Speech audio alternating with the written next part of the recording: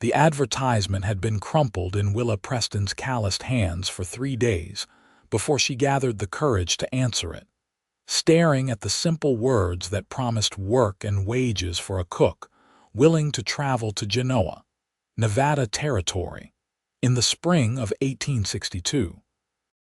She had nothing left to lose except the tattered dress on her back and the scars that mapped her arms like rivers of shame, remnants of a fire that had stolen everything she loved 2 years prior in Kansas City. The stagecoach rattled over the rutted trail, carrying her westward toward a future she could barely imagine, away from the whispers and pitying glances that had followed her through Missouri. Willa pressed her forehead against the dusty window, watching the landscape transform from rolling plains to rocky hills dotted with sagebrush. The other passengers kept to themselves, a mercy she appreciated. Her sleeves were buttoned tight at her wrists despite the growing heat, hiding the twisted pink flesh that crawled up her forearms and disappeared beneath the fabric. The newspaper clipping sat folded in her reticule, the ink smudged from repeated readings. Wanted, cook for working ranch. Room and board provided. Must be reliable and able to prepare meals for 10 men. Respond to Thomas Keller, Bar K Ranch, Genoa, Nevada territory. The words were simple, straightforward, devoid of sentiment. She had written her response with equal brevity, stating her qualifications and her willingness to start immediately. His reply had come faster than she expected, along with stage fare and directions to the ranch. She tried not to hope too much. Hope had a way of turning to ash. Just like everything else she had touched, Genoa appeared on the horizon like a mirage nestled at the base of the Sierra Nevada mountains. The town was smaller than she expected, little more than a main street lined with wooden buildings and a few scattered homes. The stage driver called out their arrival, and Willa gathered her single carpet bag, smoothing her skirt with trembling hands. A man stood waiting near the general store, tall and broad-shouldered, his hat pulled low against the afternoon sun. As she stepped down from the stage, he moved forward, and she caught her first glimpse of Thomas Keller. He was younger than she expected, perhaps 28 or 30, with sun-weathered skin and eyes the color of storm clouds. A dark beard shadowed his jaw, and there was something careful in the way he moved, like a man accustomed to handling skittish horses. "Miss Preston." His voice was deep, carrying easily over the sounds of the street. "Yes." She clutched her bag tighter, suddenly aware of how threadbare her dress must look, how travel-worn she appeared. "Mr. Keller, Thomas." He touched the brim of his hat, a gesture of respect that surprised her. "Welcome to Genoa. I hope the journey was not too difficult." "It was manageable, thank you." She searched his face for signs of disappointment, for the inevitable moment when he would realize his mistake in hiring her sight unseen, but his expression remained neutral, perhaps slightly curious. "The wagon is this way." "It is a fair distance to the ranch, about 5 miles north of town." He reached for her bag, and she let him take it, falling into step beside him. His stride was long, and she had to hurry to keep pace. "I should tell you, the advertisement perhaps did not fully convey the situation. The ranch is working cattle and horses, and the men are accustomed to simple fare, nothing fancy required." "I understand." Relief loosened some of the tension in her shoulders. Simple fare she could manage. She had been cooking since she was 12, first in her mother's boarding house, then later for the restaurant she and her husband had run. The memories tried to surface, but she pushed them down firmly. That life was gone. The wagon was sturdy, clearly built for utility rather than comfort. Thomas helped her up onto the seat with unexpected gentleness, his hand steady at her elbow. She noticed the strength in his fingers, the way his palms were roughened from rope and leather. Working hands like her own. They rode in silence for the first mile, the only sounds the creak of the wagon wheels and the steady clip of the horses' hooves. The landscape rolled past, sparse and beautiful in its own way. Willa had never seen mountains like these, their peaks still crowned with snow despite the warmth of late April. "How long have you had the ranch?" she asked, needing to fill the quiet with something other than her own anxious thoughts. 4 years now. Built it up from nothing with my brother and a few good men. Pride colored his words. We run about 300 head of cattle plus horses. The territory is growing fast. More folks coming west every month, and they all need beef and mounts. Your brother works the ranch with you. He did. Thomas's jaw tightened almost imperceptibly. Nathan died last winter. Pneumonia took him quick. He paused, and Willa felt the weight of his grief, recognized it in the set of his shoulders. That is why I needed a cook. He used to handle the meals when we were not out on the range. I am sorry for your loss. The words felt inadequate, but they were sincere. She knew what it meant to lose someone who mattered, to carry that absence like a stone in your chest. He glanced at her then, really looked at her for the first time since they met. You have known loss too. I can hear it in your voice. It was not a question, but she answered anyway. Yes, a fire 2 years past. I lost my husband and our restaurant, everything we had built together. Her throat tightened on the words, but she forced them out. Honesty seemed important somehow with this quiet man who understood grief. That must have been hard. He returned his attention to the road, giving her privacy to compose herself. Starting over is never easy. No, it is not. She took a steadying breath, but standing still seemed worse. He nodded as if he understood exactly what she meant. The wagon crested a small rise, and suddenly the ranch spread before them, tucked into a valley with good grass and a creek running through it. The main house was solid, built of logs and rough-hewn timber, with a wide porch that wrapped around 2 sides. A barn stood nearby, large and well-maintained, along with several other outbuildings.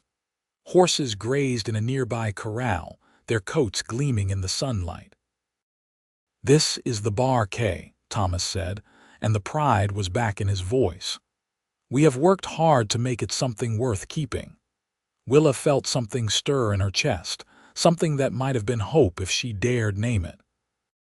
The ranch looked solid, permanent, like a place where a person could put down roots. "It is beautiful." He seemed pleased by her response.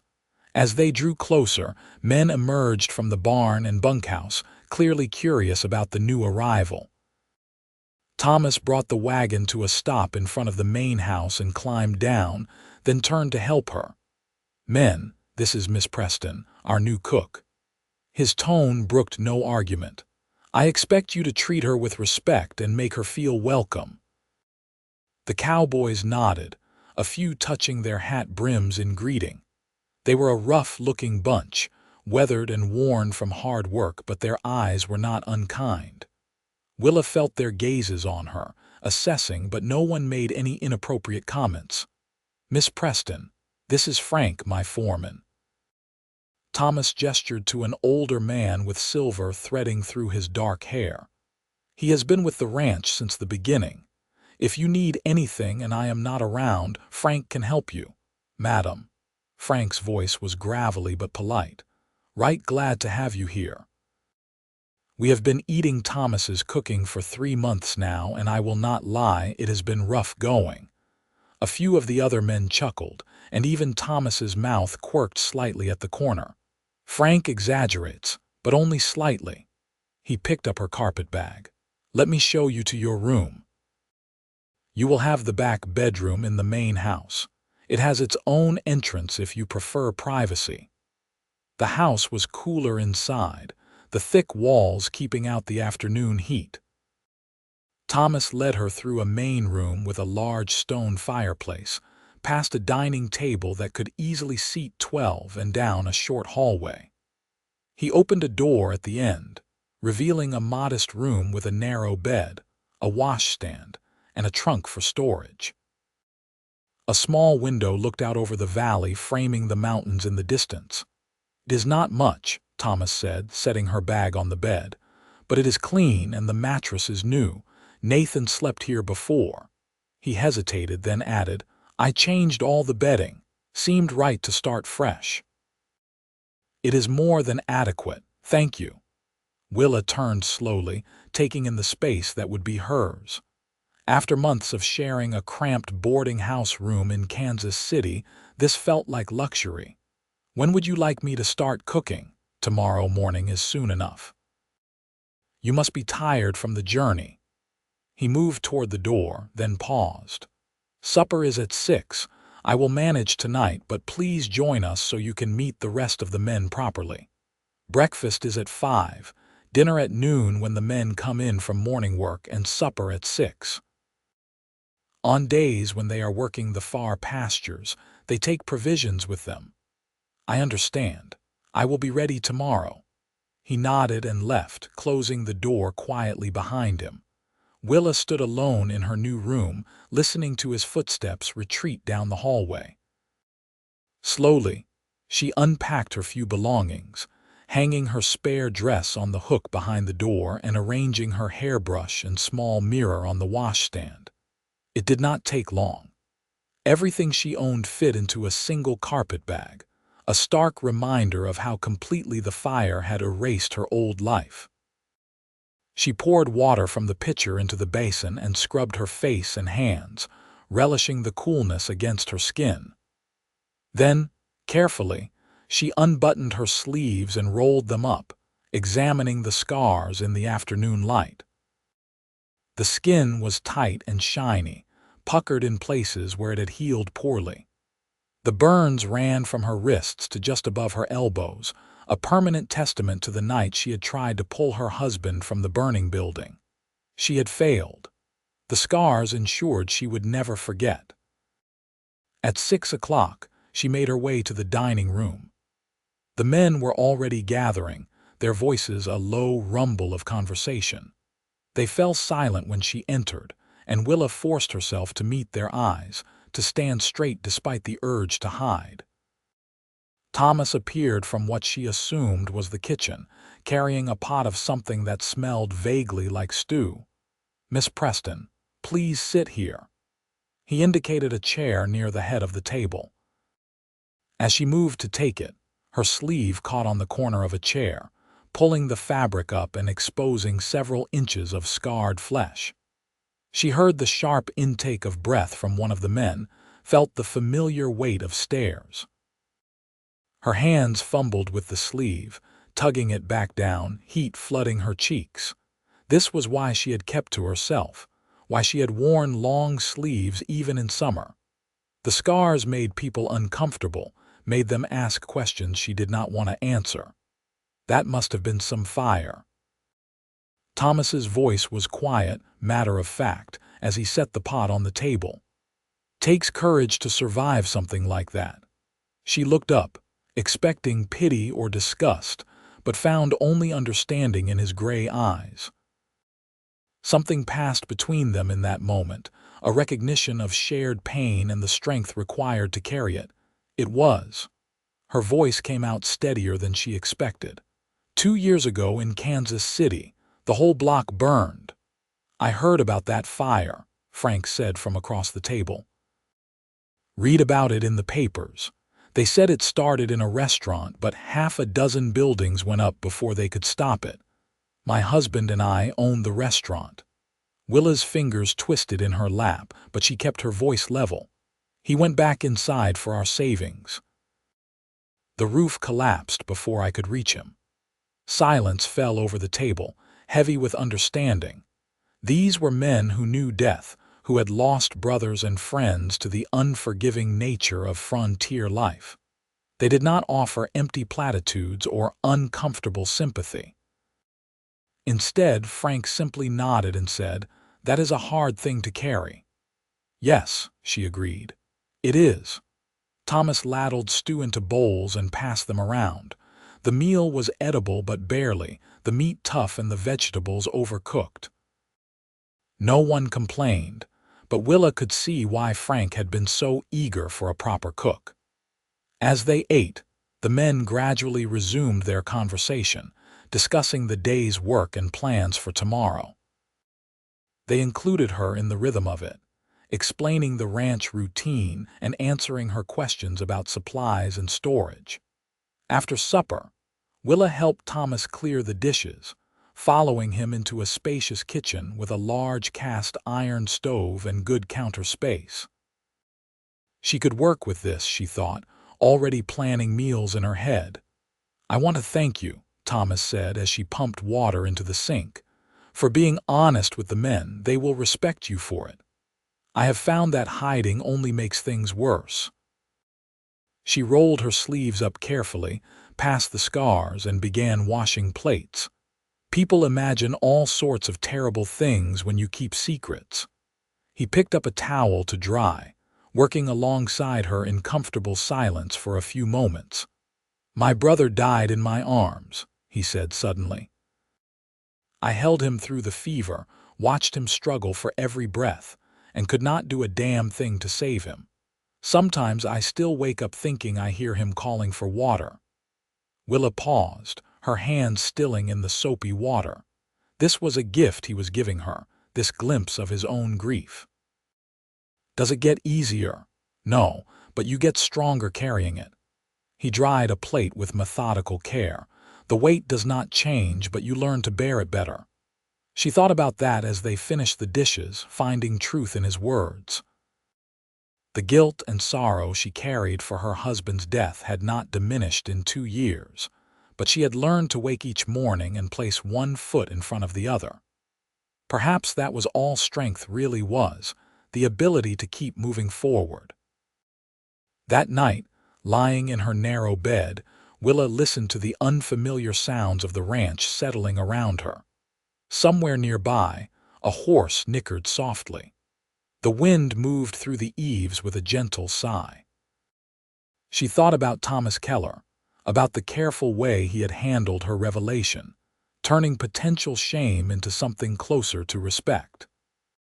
She thought about the scars on her arms and the invisible ones on her heart. And for the first time in a long while, she allowed herself to consider the possibility that perhaps, in this wild place, she might find a kind of healing.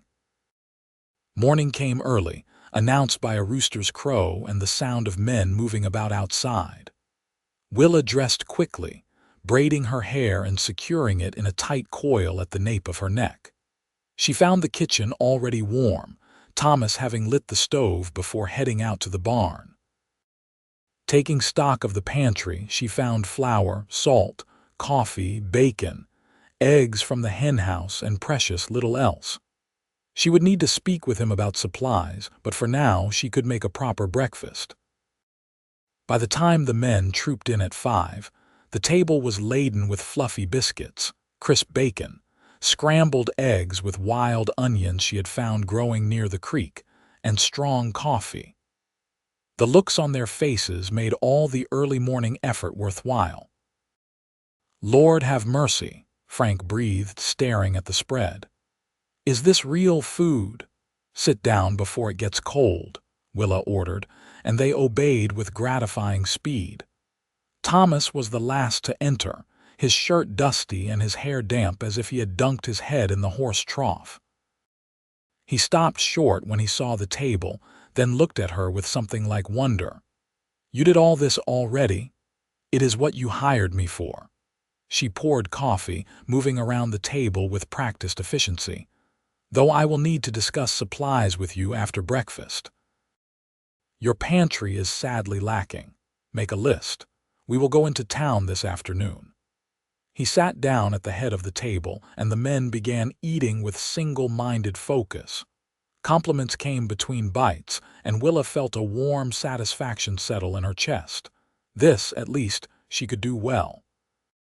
This, she had not lost. The days developed a rhythm. Willa rose before dawn to prepare breakfast, packed dinners for the men to take into the fields, and had supper ready precisely at 6 each evening. In between, she swept and cleaned, learning the contours of the house and making it feel less like a bachelor's rough camp and more like a home. Thomas had given her free rein, seeming almost relieved to have someone else take charge of the domestic sphere. They made the trip to Genoa twice a week for supplies, Thomas driving the wagon while Willa sat beside him, making lists and calculating quantities. On these rides, they talked. At first, the conversations were practical, discussing what the ranch needed and how to make the food budget stretch. But gradually, they began to share more personal things. She learned that he had grown up in Illinois, the eldest of 4 children, and had come west with his brother after their parents died of cholera. They had worked as ranch hands for 3 years, saving every penny, before buying this land and building the Bar K from nothing. Nathan had been 2 years younger, charming and quick to laugh, the dreamer to Thomas's pragmatist. He was the one who kept spirits up during the hard times. Thomas told her one afternoon as they rattled toward town. When we lost half the herd to winter kill our first year, when rustlers ran off 20 head of our best horses when it seemed like everything was against us, Nathan would find a way to make it seem less dire. He had a gift for hope. And you, Willa asked gently, what was your gift? Stubbornness. A faint smile touched his lips. I was too ornery to quit, even when quitting would have been the sensible thing. Still am, I suppose. She found herself watching him as he drove, noting the competent way he handled the reins, the strength in his forearms, the weathered kindness in his face. He was not a handsome man in the conventional sense, but there was something solid about him, something trustworthy. When he looked at her scars, which he did without flinching, she never saw pity in his eyes, only acceptance. In turn, she told him about growing up in a boarding house, learning to cook for dozens of hungry miners and travelers. She spoke of meeting Robert, her late husband, when he came through looking for work. He had been gentle and ambitious, dreaming of owning a restaurant where they could build something together. For 5 years, they had worked toward that dream, finally opening their establishment 6 months before the fire. We had plans for expansion, she said, staring out at the passing landscape. Robert wanted to add a second dining room, maybe start serving lunch as well as dinner. We were making good money, had regular customers. Everything was finally coming together. And then it was not. Thomas's voice held understanding, not judgment. And then it was not, she agreed. Sometimes I wonder if we were too happy, if we tempted fate by wanting too much. He was quiet for a moment, then said, I do not believe that. I think terrible things happen, and it is not because we deserve them or because we were too happy. They just happen, and all we can do is decide what comes next. His words settled into her like seeds finding soil. What came next? For 2 years, she had been stuck in what came before, replaying the fire in her mind, cataloging all the ways she had failed. But here, in this harsh and beautiful place, with this man who understood loss without drowning in it, she was beginning to imagine a future that was not just survival. 3 weeks into her employment, a cattle buyer came to the ranch. Thomas had been expecting him, and he asked Willa to prepare a special supper, something to impress. She spent the afternoon making a roast with wild herbs, biscuits that melted on the tongue, and an apple pie from her carefully hoarded supply of dried fruit. The buyer, a portly man named Henderson, was effusive in his praise. Keller, you have been holding out on us. I had no idea you kept such an excellent cook. He beamed at Willa across the table. Madam, if you ever tire of ranch life, I could find you a position in Carson City at twice what you are making here. Miss Preston is not going anywhere, Thomas said, his voice carrying an edge that made Willa look at him in surprise. She is an integral part of the Bar K now. Henderson laughed, missing or ignoring the tension in Thomas's jaw. "Well, can you blame a man for trying? Good help is hard to find out here." After the buyer left, having agreed to a fair price for the cattle, Thomas found Willa in the kitchen cleaning up. "I apologize if I spoke out of turn earlier," he said, standing awkwardly in the doorway. "About you not going anywhere. It is your choice, of course. I just did not like the way he was looking at you, like you were a commodity to be bought." "I have no intention of leaving," Willa said, drying her hands on her apron. "Unless you want me to go." "No." The word came quickly, almost fiercely. "No, I do not want that at all." He stepped further into the kitchen, and she noticed the way his hands flexed at his sides like he wanted to reach for something but was not sure he had the right. "Willa, I need to tell you something." Her heart began to beat faster. "All right. When I placed that advertisement, I was just looking for a cook, someone to make the meals and keep the house running. But you have become so much more than that." He took a breath, gathering courage. "You have made this house feel like a home again. The men are happier, the work goes smoother, and I find myself looking forward to meals not just for the food, but because I get to sit across from you and talk."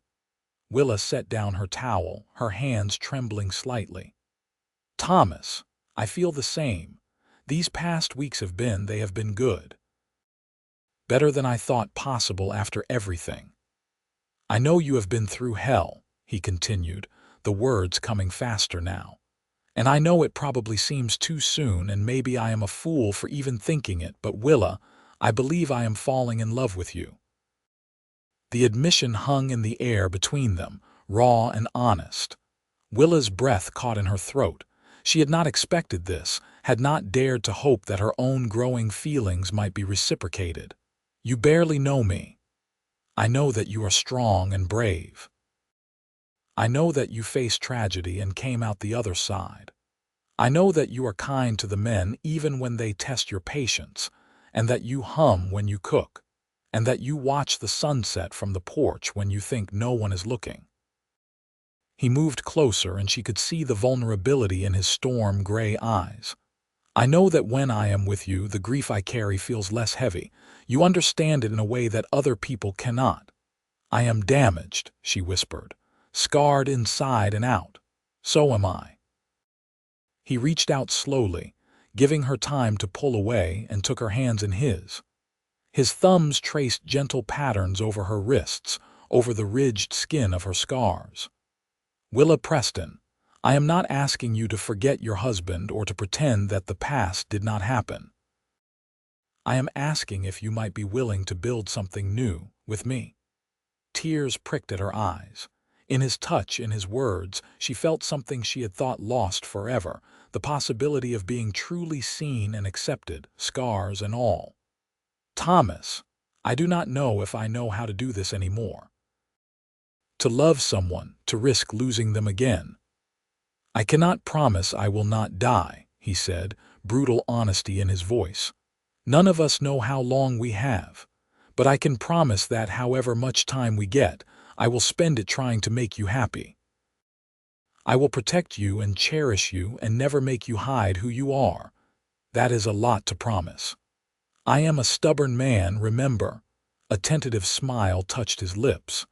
"I do not make promises I cannot keep." She looked down at their joined hands, at the way his larger ones engulfed hers, warm and steady.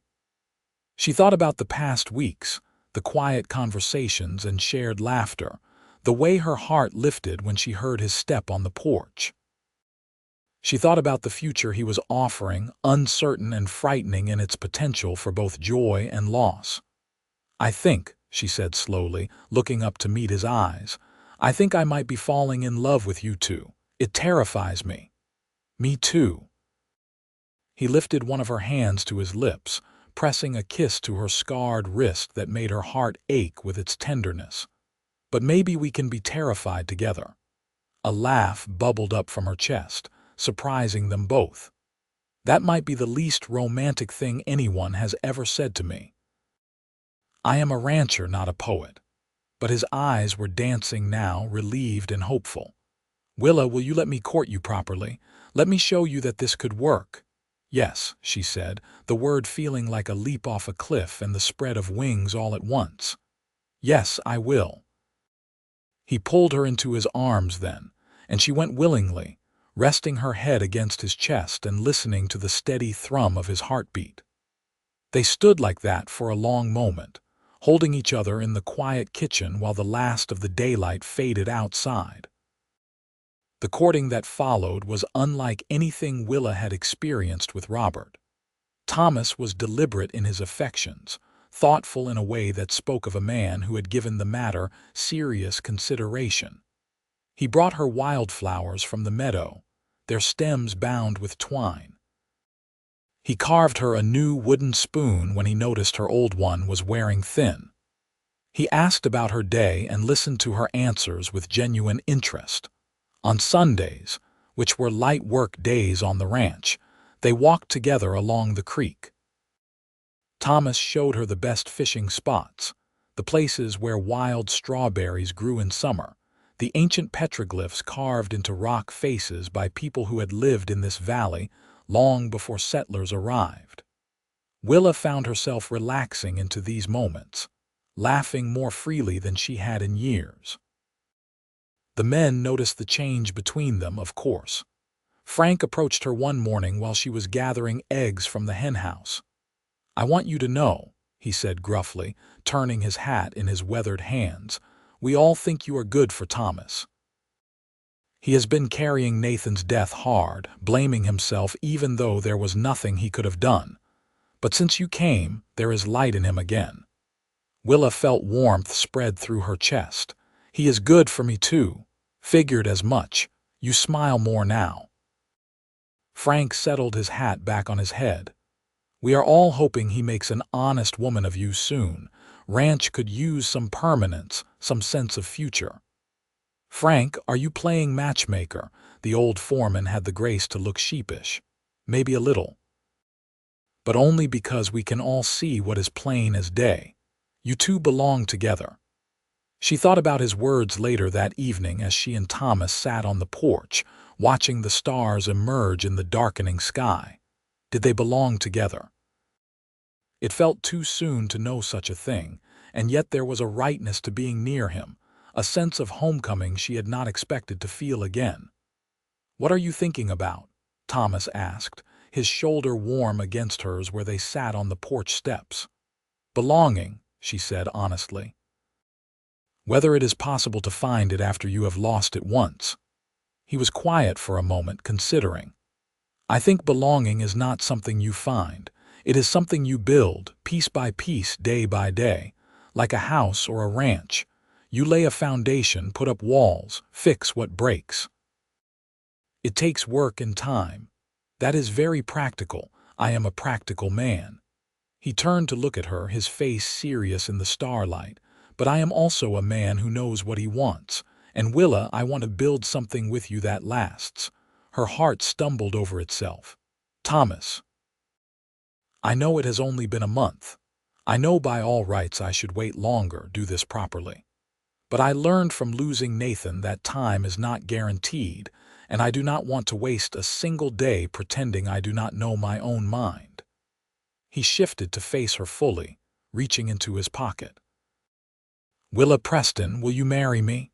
He held out a ring, simple and beautiful, a gold band with a small garnet set in the center. In the lamplight spilling from the house, it glowed like captured fire. "Where did you get this?" she breathed. "It was my mother's. The only thing I have left of her." He took her hand gently. "I know I am not offering you an easy life. Ranching is hard work, and there will be lean years along with the good ones. But I promise to stand beside you through all of it. I promise to honor your past while building our future. I promise to love you, scars and all, for as long as I draw breath." Tears spilled down Willa's cheeks. This man, this good and honest man, was offering her everything she thought she had lost. Not just a ring, but a life, a partnership, a reason to hope again. "Are you sure?" she asked, her voice shaking. Thomas, I am not whole. The fire broke something in me, and I do not know if it can be fully fixed.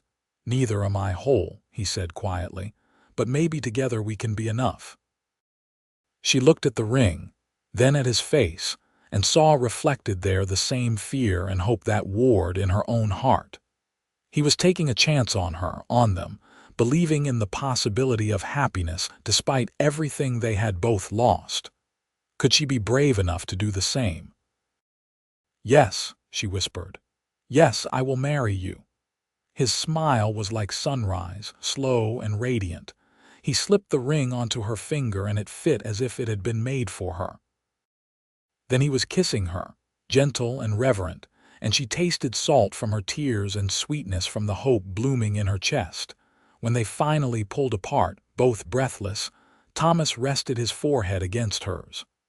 I will make you happy, Willa, I swear it. You already do, she said, and meant it.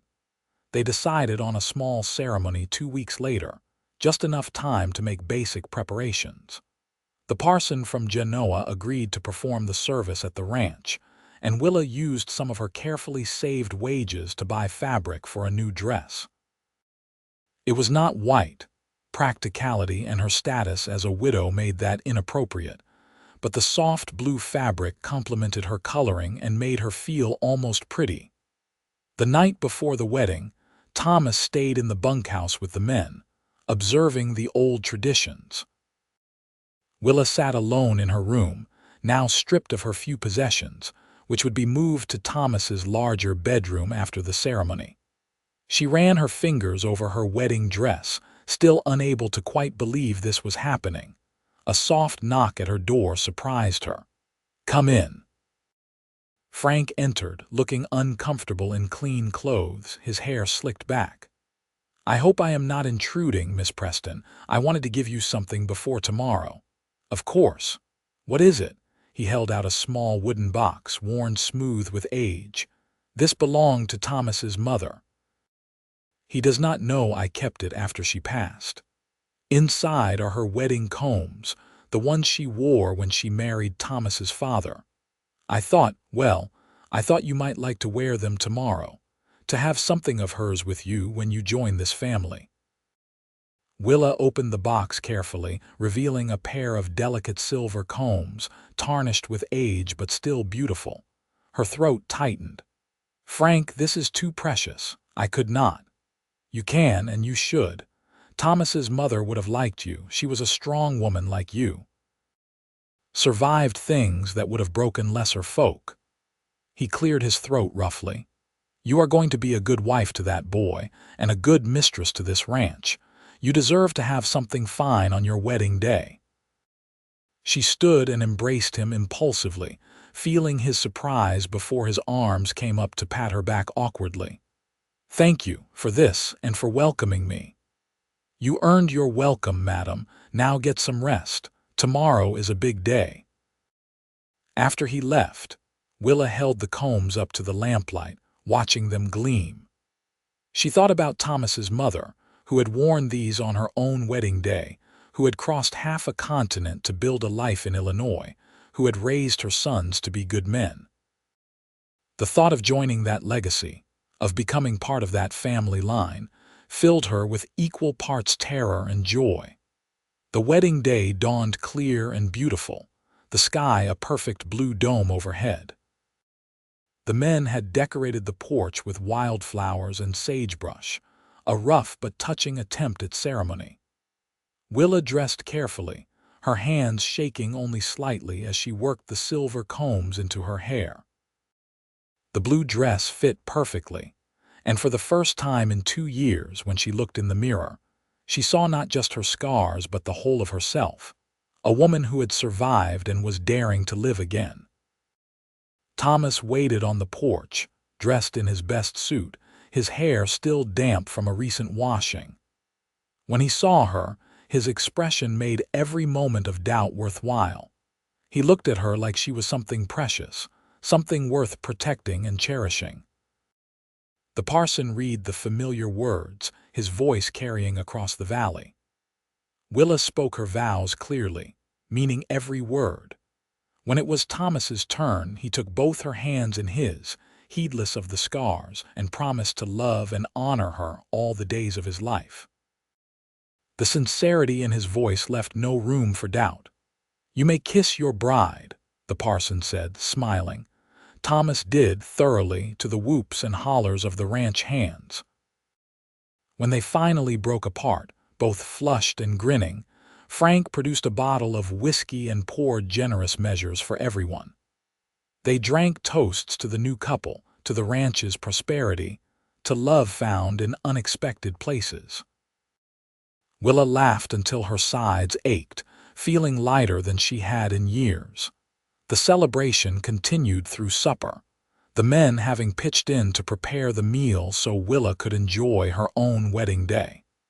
The food was edible if uninspired, but no one cared. There was music, one of the hands producing a fiddle and coaxing lively tunes from its strings. Thomas pulled Willa into a dance, spinning her around the porch while the others clapped and stomped their feet.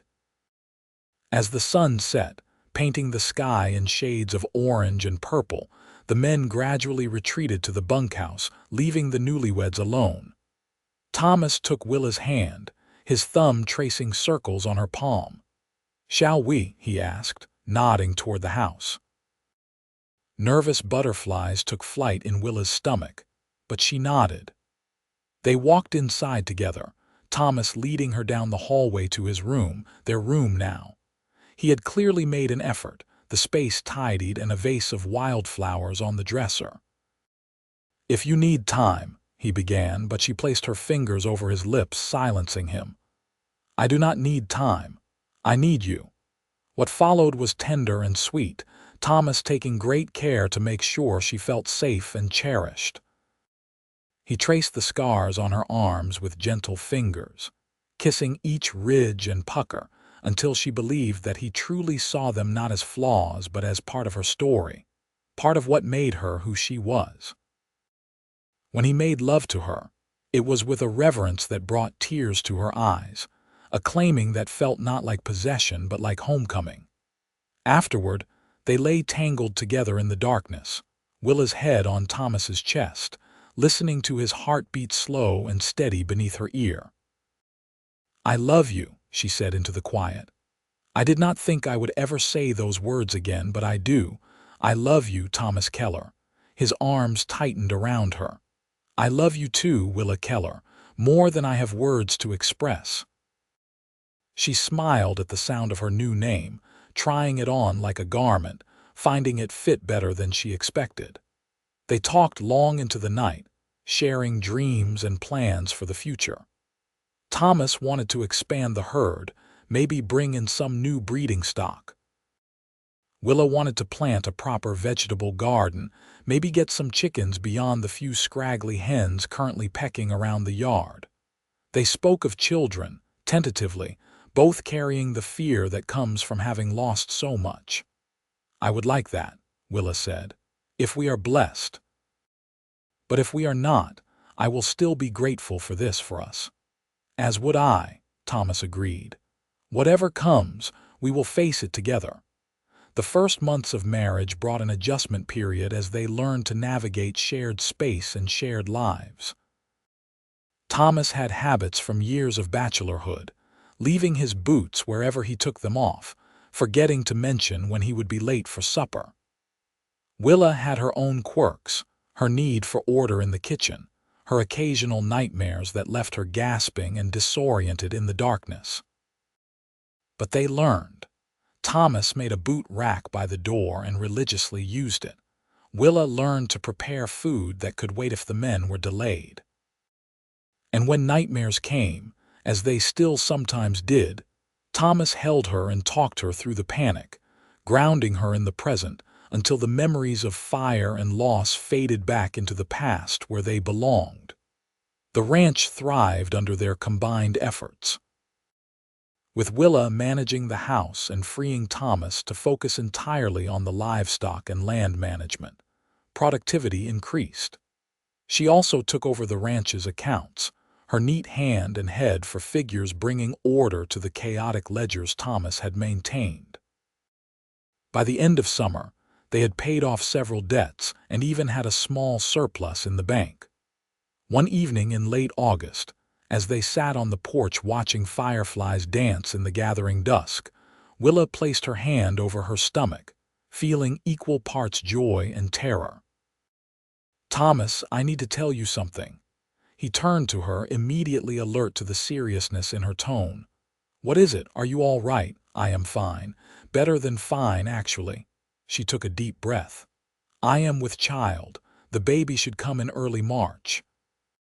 For a moment, Thomas just stared at her, processing the information. Then a smile spread across his face, so full of wonder and delight that it made her eyes sting with happy tears. "Truly, we are going to have a baby." "Yes," she laughed, relief flooding through her. "Are you pleased?" "Pleased." "Willa, I am overjoyed." He pulled her into his arms, holding her carefully as if she might break. "This is the best news, the very best." They told the men at supper the next evening. Frank led the congratulations, slapping Thomas on the back hard enough to make him cough and bowing gallantly to Willa.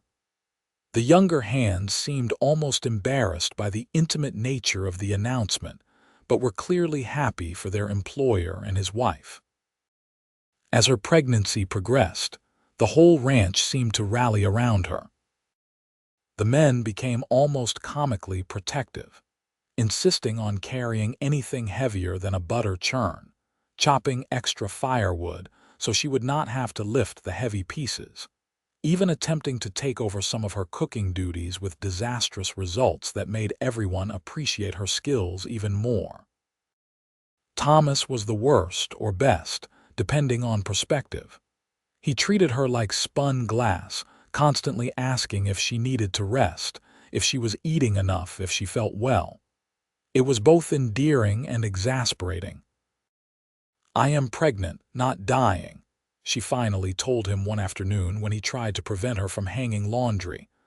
"Women have been doing this since the beginning of time." "Not my woman carrying my child," he said stubbornly. "Let me help at least." She softened at the worry in his eyes. He had lost so much already. Of course, he would be terrified of losing this too. "All right, you can help. But Thomas, you have to trust that I know my own limits. I will be careful, I promise." Winter came early that year, snow falling in November and blanketing the valley in white. Willa grew round with the baby, feeling it move and kick beneath her heart. On quiet evenings, Thomas would place his hand on her belly, marveling at the life they had created together. In those moments, Willa felt a peace she had never expected to know again. The baby came on a cold March morning, 3 weeks earlier than expected. Willa woke to pain rippling through her middle, gripping Thomas's arm in the darkness. "It is time," she gasped. "The baby is coming." Thomas moved with swift efficiency, sending one of the hands racing to town for the midwife, while he helped Willa through the contractions. But the baby was impatient, arriving before the midwife could make the journey through the snow. It was Thomas who caught his son as he entered the world, who cut the cord with shaking hands and wrapped the squalling infant in clean blankets. "A boy," he said, his voice choked with emotion. "Willa, we have a son." She reached for the baby, exhausted but euphoric, cradling the tiny warm weight against her chest. The infant had a fuzz of dark hair and lungs that announced his arrival with impressive volume. "He is perfect." "He is," Thomas agreed, sitting beside her on the bed, his arm around her shoulders. "What should we name him?" Willa looked at the baby, then at her husband, and knew with sudden certainty. "Nathan, after your brother, so his name lives on." Thomas's eyes went bright with unshed tears. "Are you sure?" "I am sure." "Your brother should be here to see this, to see what you have built. Naming our son after him feels right." He kissed her forehead, then the baby's. "Nathan Thomas Keller, welcome to the world, son." The midwife arrived an hour later, checked them both over with brisk efficiency, and pronounced mother and child healthy.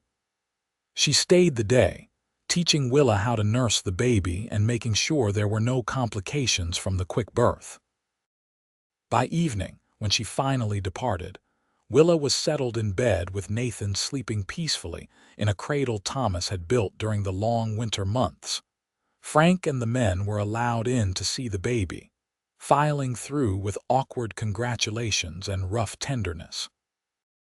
They brought gifts, carved toys, and a small quilt stitched by Frank's own fumbling hands. Willa was touched by their efforts, by the way these hard men softened around the tiny infant. The early days of parenthood were exhausting and wonderful in equal measure. Nathan was a good baby, healthy and strong, with his father's gray eyes and his mother's stubborn chin.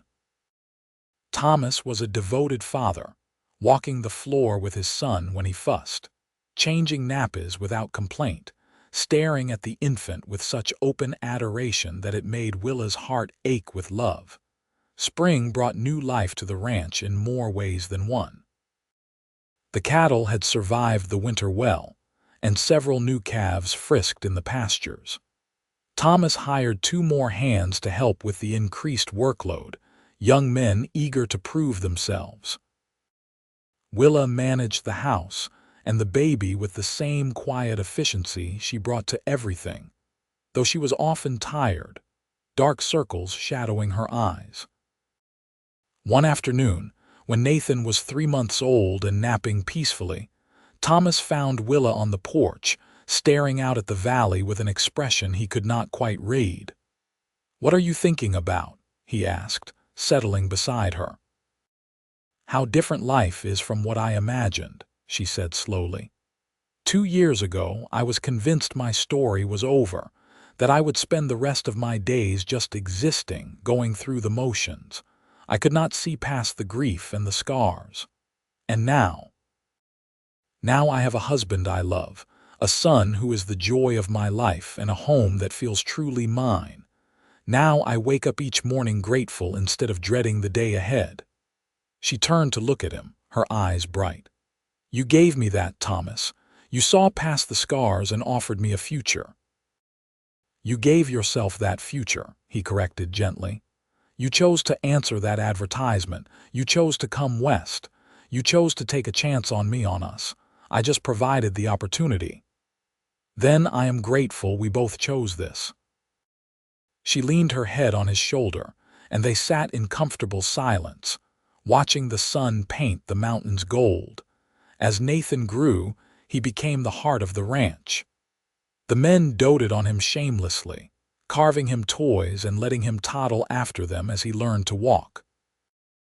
By his first birthday, he could say horse and papa with equal enthusiasm, though mama remained his favorite word, usually called at high volume when he wanted something. Willa bloomed in motherhood, the haunted look finally leaving her eyes. She still wore long sleeves out of habit, but she no longer tried to hide her scars, wearing them instead as badges of survival. When Nathan asked about them, as curious toddlers inevitably do, she told him a simplified version of the truth. Mama was hurt in a fire a long time ago. But she got better, and now she has you, which makes her very happy. Nathan accepted this with the easy trust of childhood, kissing her scarred wrist before running off to play with the wooden horse Thomas had carved him. When Nathan was 2, Willa found herself pregnant again. This time the pregnancy was easier, perhaps because she knew what to expect, or perhaps because she was not carrying the weight of old grief. Their daughter arrived on a sunny October afternoon, coming so quickly that Thomas barely had time to fetch the midwife. "A girl," Willa said, examining the tiny pink bundle with wonder. "Thomas, we have a daughter. What should we name her?" He stroked the baby's soft cheek with one gentle finger. Willa thought of the mother she had lost young, the woman who had taught her to cook and to be strong. "Grace." "After my mother. Grace Eleanor Keller." The name suited her. Grace was a calm baby, content to watch the world with solemn dark eyes. Nathan was fascinated by his baby sister, wanting to help with everything, from bath time to feeding. Watching her children together, Willa felt a fullness in her heart that she had never imagined possible. The years rolled on, marked by the rhythm of ranch life and the changing seasons. Thomas expanded the herd as he had dreamed, bringing in quality breeding stock that improved the line. Willa's vegetable garden flourished, providing fresh produce through the summer and canned goods for winter. They added on to the house, building a proper parlor and extra bedrooms for the growing family. When Nathan was 6 and Grace 4, they welcomed another son, born during a summer thunderstorm. They named him Robert after Willa's first husband, a gesture that Thomas insisted upon. "He was part of your story," Thomas said, holding the newest addition to their family. "Without him, without everything you went through, you would not have come here. I can honor that without feeling threatened by it."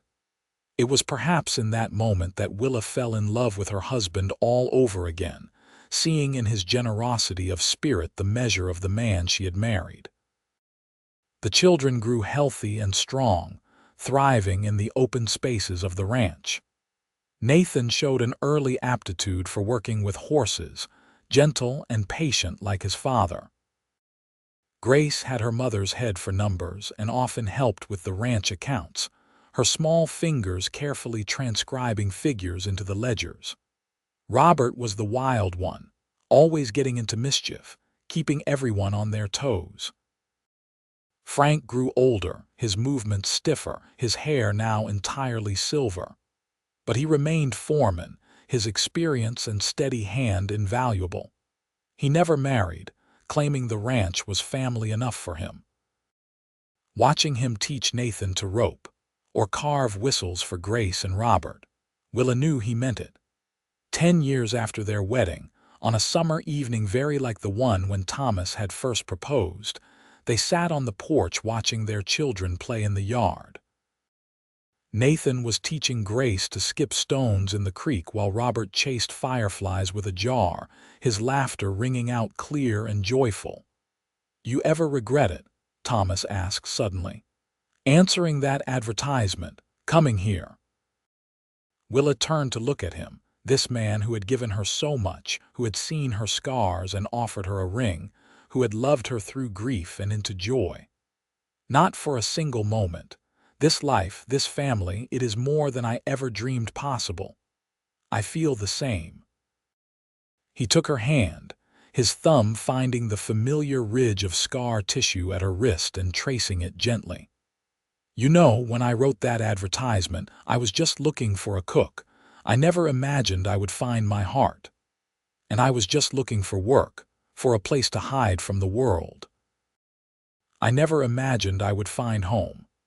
They sat in comfortable silence, hands linked, watching the sun set over the mountains they had come to love. In the distance, cattle lowed softly. The scent of sagebrush and pine drifted on the evening breeze. This was their kingdom, built from nothing, held together by love and stubborn determination. As the children finally came running up to the porch, dirty and happy, demanding supper and stories, Willa felt a swell of gratitude so intense it almost hurt. She had survived fire and loss, had worn her scars like armor against the world. But Thomas had seen past the armor to the woman beneath, had offered not pity but partnership, not charity but love. That night, after the children were tucked into bed and the house had settled into quiet, Willa and Thomas prepared for sleep. She caught sight of herself in the mirror, no longer young, her face marked by sun and wind and laughter. The scars on her arms were still there, would always be there. But they no longer defined her. "What are you thinking?" Thomas asked, coming up behind her and wrapping his arms around her waist. "That scars tell a story," she said, placing her hands over his. "Mine tell of fire and loss, but also of survival, of choosing to live instead of merely existing. And now they are just one chapter in a much longer story." A story we are still writing, Thomas added, resting his chin on her shoulder so they could both see their reflection. Together. Together, she agreed, turning in his arms to kiss him. This man who had saved her not by erasing her past, but by giving her a future worth claiming. The years continued to pass in a blur of seasons and growth. Nathan grew tall and strong, eventually taking over more of the day-to-day ranch operations as Thomas's hair grayed, and his body reminded him he was no longer a young man. When Nathan was 22, he married the daughter of a neighboring rancher, a spirited young woman named Sarah who fit into the family as if she had always been there. Grace, brilliant and determined, shocked everyone by announcing she wanted to attend normal school to become a teacher. Thomas and Willa supported her dream, scraping together the money to send her to Carson City for training. She returned 2 years later with a certificate and a position at the newly built schoolhouse in Genoa, teaching the children of settlers and miners with patience and creativity. Robert, true to his wild nature, left home at 18 to try his hand at prospecting. He came back 6 months later, broke and wiser, declaring that ranch life looked pretty good after all. He threw himself into learning the business, showing a talent for buying and selling that helped the Bar K expand even further. Frank passed peacefully in his sleep when Willa and Thomas had been married 15 years. They buried him on a hill overlooking the valley, marking his grave with a simple stone that read Frank Morrison, faithful friend and foreman. The ranch felt emptier without him, but his legacy lived on in the men he had trained and the standards he had set. By the time Willa and Thomas celebrated their 20th anniversary, the Bar K had become one of the most successful ranches in the territory. But success was measured not just in cattle and land, but in the family that had grown there. Nathan and Sarah had given them 3 grandchildren, with another on the way. Grace had married the new doctor in town and brought her husband to Sunday dinners. Robert had finally settled down with a widow from Carson City, a good match that surprised everyone. The house that had once echoed with emptiness now rang with laughter and life. The dinner table, which had once seated only ranch hands, now required extra leaves to accommodate the growing family. And Willa, her hair now streaked with silver, presided over it all with quiet satisfaction. One evening, as they prepared for bed after a particularly raucous Sunday dinner, Thomas pulled out a small box from his dresser drawer. "What is that?" Willa asked, curious. "Something I have been saving." He opened it to reveal a delicate silver bracelet, clearly expensive. "I have been putting aside a little money each year, wanting to buy you something special, something to mark how grateful I am for every day we have had together." Willa's eyes filled with tears. "Thomas, you did not need to do this. I know, but I wanted to." He fastened the bracelet around her wrist, over the scars that had faded with time but never disappeared. 20 years ago, you answered an advertisement for a cook. You came here broken and grieving, and you gave me the greatest gift of my life.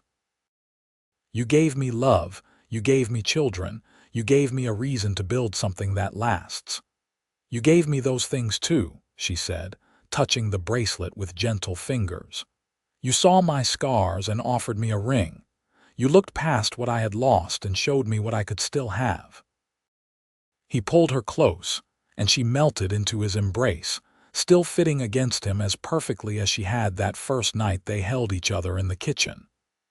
They had weathered 20 years together, through drought and plenty, loss and joy, the daily trials that come with building a life. And through it all, their love had not just endured but deepened, becoming the foundation on which everything else rested. As they lay in bed that night, Willa thought about the journey that had brought her here, the fire that had nearly destroyed her, the long grieving afterward. The desperate courage it had taken to answer that advertisement, to pack her single carpetbag and head west into the unknown. Every step had led her here, to this man, this life, this abundance of love. "I would do it all again," she whispered into the darkness.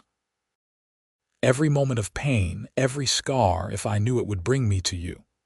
Thomas's arms tightened around her.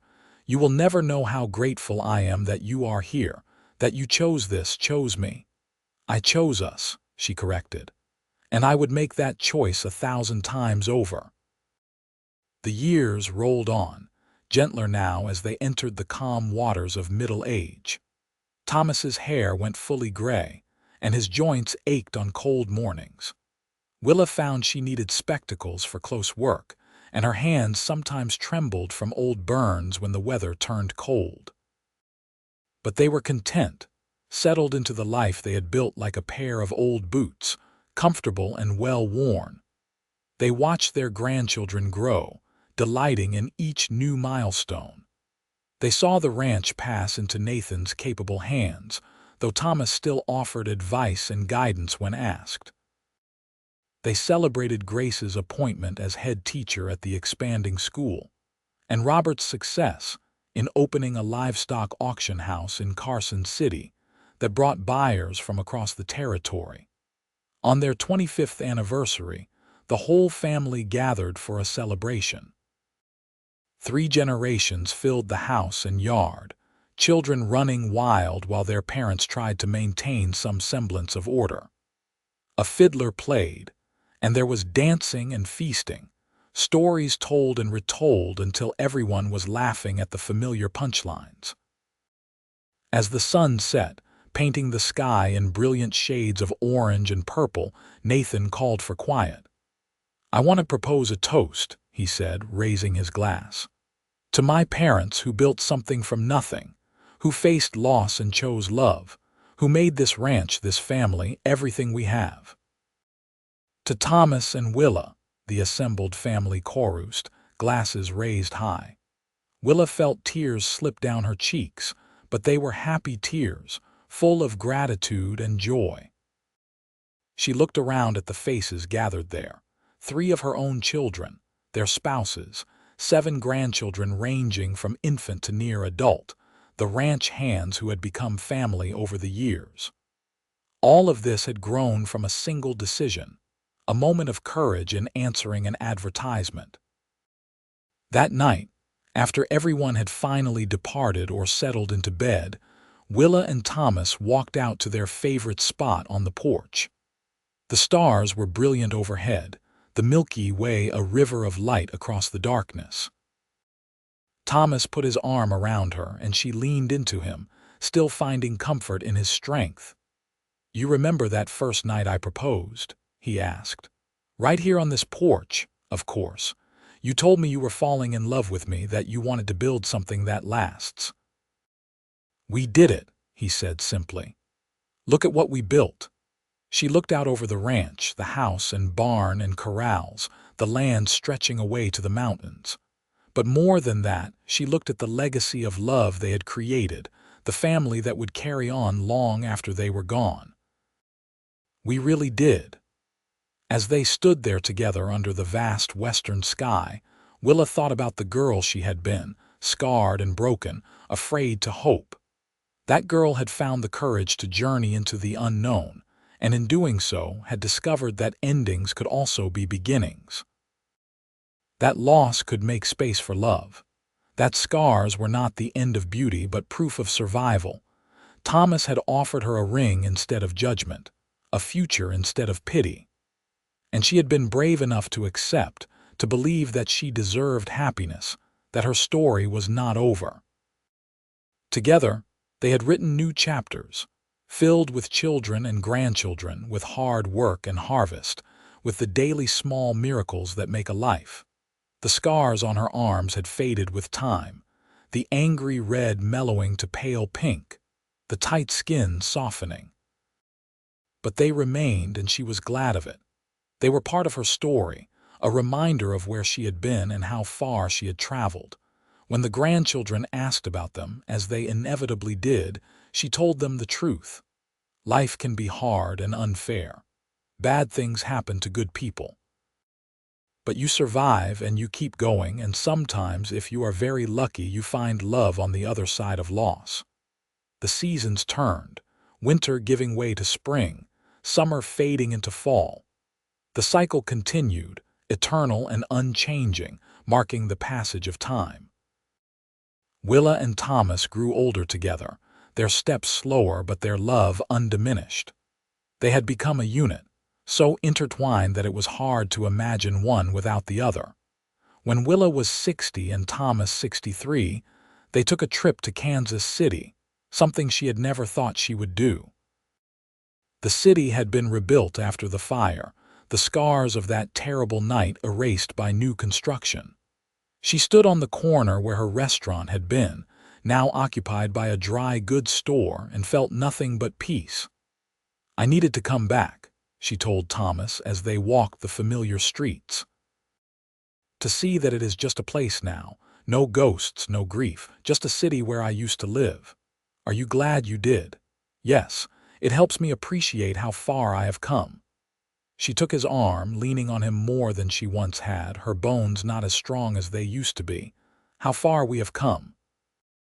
They returned to Nevada territory with light hearts, eager to get back to the ranch and the family waiting there. Home was not Kansas City, with its painful memories. Home was a valley in the shadow of the Sierra Nevada, a house built with love, a legacy that would outlast them both. The grandchildren continued to grow and thrive. The oldest, Nathan's son Thomas Jr., showed such promise with horses that he was sent to train with a renowned horseman in California.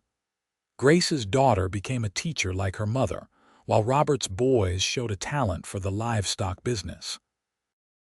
Each one carried forward the values Willa and Thomas had instilled, the importance of hard work, honesty, and family. As Willa approached her 70th birthday, she began to feel the weight of her years more acutely. Her hands, scarred from fire and work, ached constantly. Her eyesight dimmed, even with spectacles, but her mind remained sharp and her heart was full. She had lived a good life, longer and happier than she had any right to expect. Thomas, now 73, moved more slowly but refused to stop working entirely. He still rode out to check the cattle, still made decisions about the ranch alongside Nathan. Willa worried about him, but she knew better than to suggest he stop. The ranch was in his blood, would be until the day he died. That day came on a crisp October morning, 33 years after they wed. Thomas had ridden out early to check on a sick cow, insisting he felt fine despite Willa's concerns. He simply did not come back. Nathan found him hours later, sitting peacefully against a tree, as if he had decided to rest and simply never woke up. The grief nearly broke her. After 33 years of marriage, of waking beside him and falling asleep in his arms, the bed felt vast and empty. The house echoed with his absence. She found herself listening for his step on the porch, looking for him at meals, reaching for him in the night only to find cold sheets. But she had survived loss before, and she would survive it again. The children rallied around her, making sure she was never alone, bringing the grandchildren to cheer her. She forced herself to eat, to dress, to continue even when all she wanted was to lie down and give up. On the day they buried Thomas next to Frank on the hill overlooking the valley, Willa stood dry-eyed and dignified, accepting condolences from what seemed like half the territory. So many people had come to pay their respects, a testament to the man Thomas had been, the life he had lived. After everyone left, she sat alone by his grave, finally allowing the tears to come.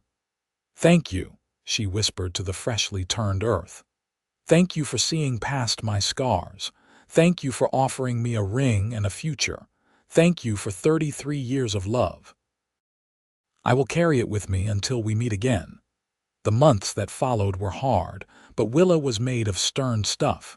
She had survived fire and loss before. she would survive this too. Gradually, the sharp edge of grief dulled to an ache she could bear.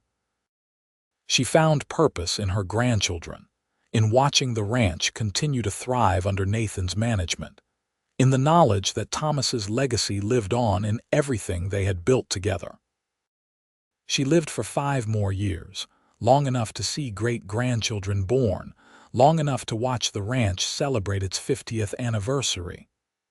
Her body grew frail, but her spirit remained strong. She told stories of the old days to anyone who would listen, keeping Thomas's memory alive through words and laughter.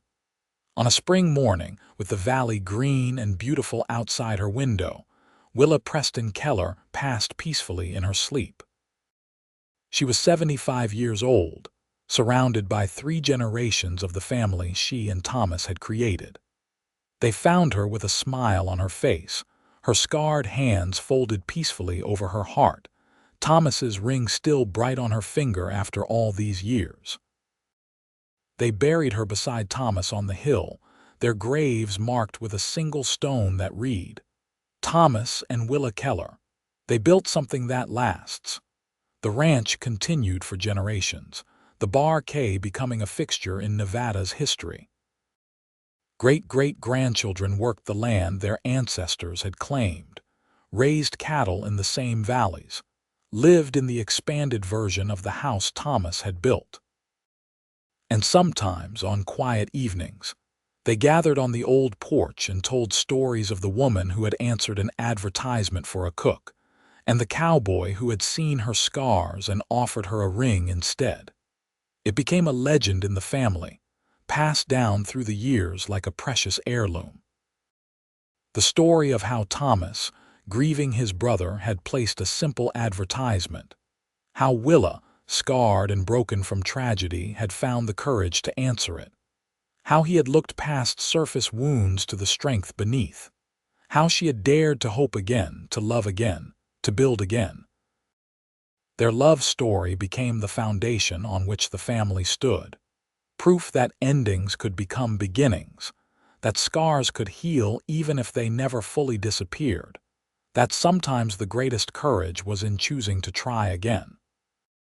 It reminded each new generation that love was worth the risk, that family was worth fighting for, that hope was never truly lost as long as you had the courage to reach for it.